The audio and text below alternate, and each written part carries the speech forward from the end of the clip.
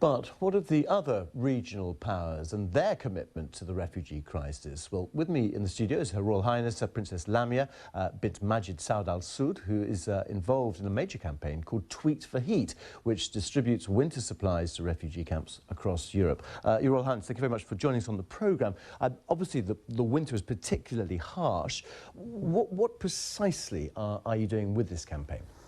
Well, actually, Tweet for Heat is a very interesting campaign. What we're trying to do here is to create awareness about the harsh winter condition that over 4.6 Syrian refugees are facing, and literally they're freezing to death. So what we're trying here to create awareness and trying to provide supplies for those people and make sure they're safe in their shelters. So what are you doing? Is it distributing blankets and also making people aware of the sort of conditions and the temperatures that refugees are facing?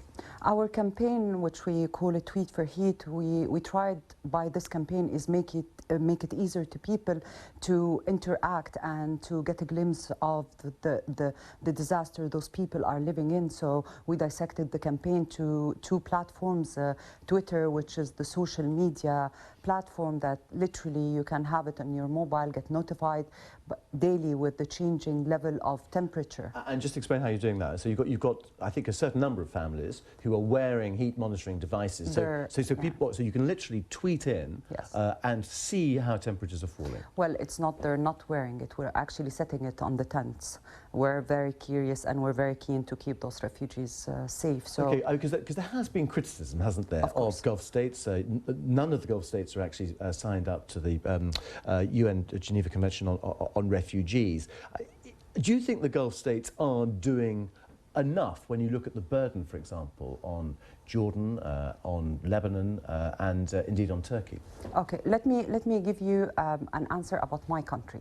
So in Saudi Arabia, since the conflict happened in 2011, we've been receiving over 2.5 million Syrian citizens in our country. But the trick here, we don't call them refugees. We integrate them with the community and we deal with them as part of our community. So they're entitled to benefits and housing and education and medical care as well. Of course. And when it comes, and I know this isn't your area, but when it comes to the regional power play going on in Syria, is that something that Saudi Arabia is engaged in now because it is aware of the economic challenges facing it and indeed the political challenges facing it as well? Actually, from my position, I'm not entitled to talk about the problem itself. I'm talking from the other part of it, of finding solution for the victims. So, but with the victims, for example, I mean, are you expecting to take more in along with other Gulf states? We do. For us as Saudi Arabian, as I mentioned, it's over 2.5. We make it easier for them to access the Saudi border with our system, which we call Iqama. So they're in there with their families, with their loved ones, and they're literally our brother and sisters. All right, Your Royal Highness, thank you very much indeed for joining us on the programme.